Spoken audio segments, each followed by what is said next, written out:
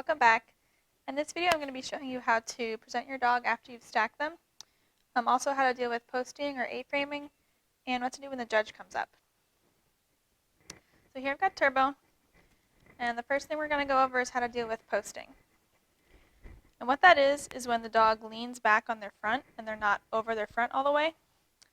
The number one cause of this, I would say, is when people are holding the bait in the same hand that they're holding the dog. The dog clearly wants to lean back and get to that bait.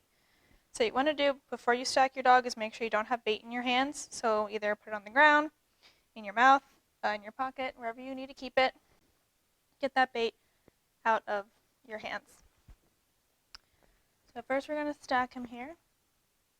And I have a whole other video for how to stack your dog, foot placement and all that.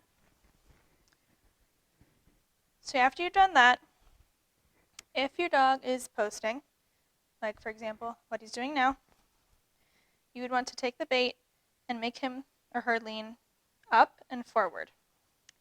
So that the front is now under their body. Front foot straight up and down.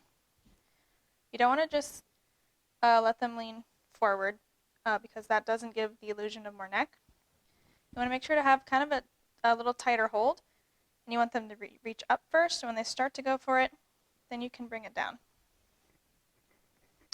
So you do want to keep a hold on them here when you're stacking. So after you've, another thing for training posting is without bait, you can put them on a table and stack their back feet right up against the edge of the table. And you want to make sure that they're used and comfortable to a table before you do this. Because the idea is they feel like they're falling off.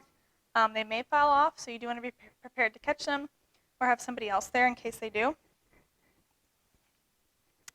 But if they do fall off, then they'll learn not to lean back anymore. So you stack them up right on the edge of the table, and then you just gently push back on them.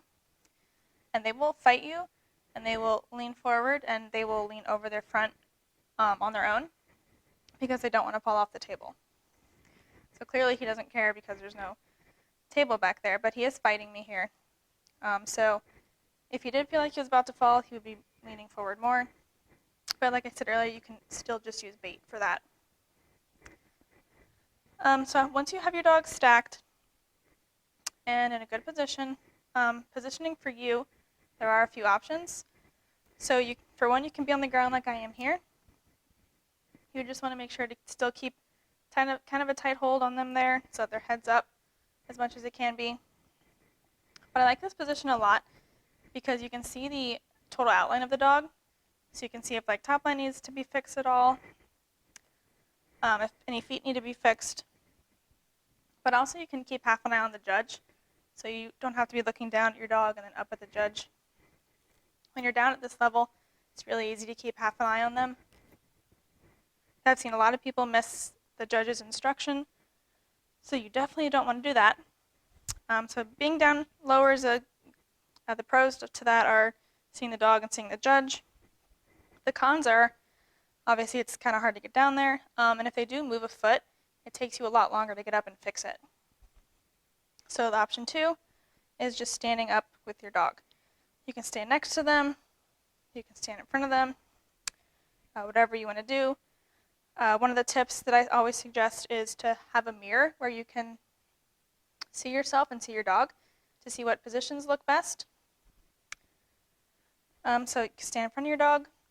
Another option, which is how Aussies are traditionally shown, is you standing freely in front of your dog. So this gives the illusion of a free stack, even though we did hand stack earlier. And in my opinion, this one's the most impressive looking. However, it really depends on if your dog can hold their position. So it does look like he's leaning back a little bit, which is what a lot of dogs do when you let go. So if they'll stay, you can get them to lean forward a little bit more, stay, and you can still free bait them and they still look okay. But one thing to do watch out for is a lot of dogs do tend to move when you're not holding them. So just really practice that. So for when the judge comes up, if the judge is just walking down the line, not examining you, you want to make sure to have the dog's ears up and looking at the judge. So you would want to angle their face towards the judge when the judge comes walking down. You could be holding them. You could be in a free stack. Just make sure if the judge does happen to, reach out and touch your dog, that you're there kind of securing them so they don't move. But when they do walk down the line, it's totally fine to just have them in a free bait. If they don't put their ears up, though, you really want to try to get ears up because the judge is looking at expression. So use bait, throw the bait, use squeakers. You can also put your hands behind their ears to get their ears up.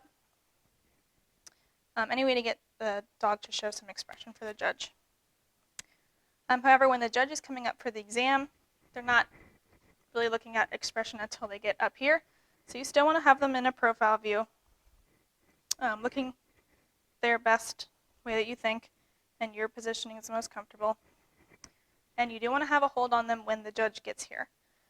So when the judge reaches out to touch them for you to show the bite, you want to make sure to have a hold on them somehow. There is advanced level for once like the judge is past the head, you can let go, but that would take a lot of training, a lot of practice in the ring. If you're confident your dog will stay, then that is pretty impressive and flashy handling. But if they don't stay, then it kind of backfires on you. So traditionally, I hold all my dogs like this, except for my specials. Sometimes I'll let go. But when you're in the exam, make sure to have a good hold of your dog. Anytime the judge touches your dog, you want to make sure to have a hand on your dog as well. So I think that pretty much covers it. Another tip for juniors, you do want to have a lot of variation in your handling, so practice getting up, standing up, getting some variety there. And then a good tip for everyone is you do want to practice a lot moving your body around and having your dog stay put. So you do want to practice stay, being able to walk all the way around your dog. Oh, you moved. And if they do that, you say no, put it back, stay. There we go. Good boy. So just practice doing that, moving all around so your dog stays put in whatever moment or position you are. And that should, in addition to the other stacking video that I have to this one, that should give you the whole picture that you need to present your dog. Well, good luck and thanks for watching.